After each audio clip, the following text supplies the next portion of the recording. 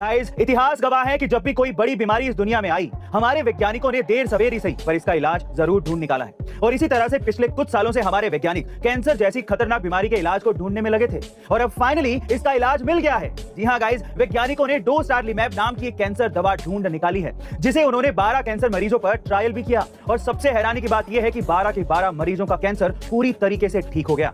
दरअसल US food and drug administration ने GlaxoSmithKline द्वारा बनाई गई इस दवा को अगस्त 2021 में ट्यूमर मरीजों पर ट्रायल करने की मंजूरी दे दी थी, जिसके बाद उन्होंने इसे कैंसर स्टेज 2 और स्टेज 3 वाले मरीजों पर 6 महीने तक ट्रायल किया और इसके बाद जब उनकी रेडियोथेरेपी और सर्जरी की गई तो वो मरीज बिल्कुल ठीक हो गए। बहरहाल इस दवा से अभी सिर्फ रेक्टल कैंसर मरीज ही ठीक हो पाए हैं और अब देखना ये होगा कि क्या ये दूसरे टाइप के कैंसर भी ठीक कर पाएगा। वैसे गाइस, आपका इस दवा के बारे में क्या ख्याल है कमेंट सेक्शन में जरूर लिखेगा। कैंपस शूज जो कि एक इंडियन ब्रांड है, वो अब धीरे धीरे प्यूमा और नाइकी को टक्कर दे रहा है। जी हाँ गाइस, कैंपस पिछले कुछ दिनों में इतना ज्यादा पॉपुलर हो गया कि उसने अपने आईपीओ में इन्वेस्टर्स को 23% तक का प्रॉफिट कमा के दिया है। लेकिन कैसे? दरअसल साल 2005 में हरिकिशन अग्रवाल ने कैंपस कंपनी की नींव रखी थी और तब उन्होंने शूज कंपटीशन में आने के लिए अपने कंपनी के जूतों को अच्छी क्वालिटी के साथ साथ कम कीमत में बेचा, ताकि लोगों को कम कीमत में ही एक ब्रांड पहनने का मौका मिल सके। और यही नहीं, जब कैंपस के जूते ऑनलाइन भी आए तब भी उनका प्राइस नाइकी और एडिडास के जूतों से कम ही था और एक अच्छी क्वालिटी की वजह से कैंपस धीरे धीरे एक ग्लोबल ब्रांड बन गया।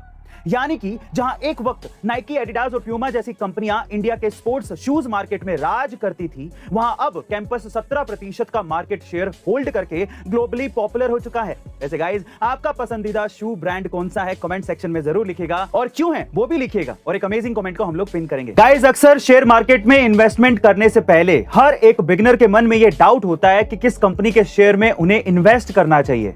तो चलिए आज मैं आपको बताता हूं। पहला, जिस भी कंपनी में आप इन्वेस्ट करना चाहते हैं तो सबसे पहले उस कंपनी की सेल्स को चेक करिए। दूसरा, यह देखिए कि वो कंपनी प्रॉफिट में है या नहीं। तीसरा, उस कंपनी का प्रॉफिट मार्जिन जरूर हाई होना चाहिए। चौथा, उस कंपनी पर कर्ज कम होना चाहिए या फिर होना ही नहीं चाहिए। और पांचवा, उसका पीई रेशो यानी कि प्राइस अर्निंग रेशो कम होना चाहिए। गाइस, चाइना को इंडिया, रशिया और अमेरिका से इतना डर नहीं लगता जितना कि नंबर 4 से लगता है। चौंक गए ना? लेकिन ये सच है। दरअसल चाइना, साउथ कोरिया और जापान जैसे देशों में नंबर 4 को अनलकी माना जाता है और उसके पीछे की सबसे बड़ी वजह यह है कि इन देशों में किसी भी चीज में अगर नंबर 4 आ जाता है तो कुछ ना कुछ बुरा जरूर होता है। इसलिए इन देशों में लिफ्ट में 4th फ्लोर होता ही नहीं।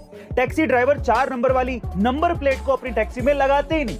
यहां तक कि चाइना ने 2004 ओलंपिक के लिए बोली लगाई ही नहीं क्योंकि उसमें नंबर 4 इंक्लूडेड था। इसके अलावा OnePlus, जो कि एक चाइनीज फोन कंपनी है, उस कंपनी ने भी उनकी 3rd और 5th सीरीज को लॉन्च किया लेकिन 4th सीरीज को लॉन्च नहीं किया। गाइस, मतलब साफ है कि नंबर 4 का चाइना से कुछ ज्यादा ही खौफ है। वैसे गाइस, अगर आपका कोई अनलकी नंबर है तो कमेंट सेक्शन में जरूर लिखिएगा और ऐसे अमेजिंग वीडियोस के लिए शेयर, सब्सक्राइब एंड लाइक। मिलते हैं अगली वीडियो में।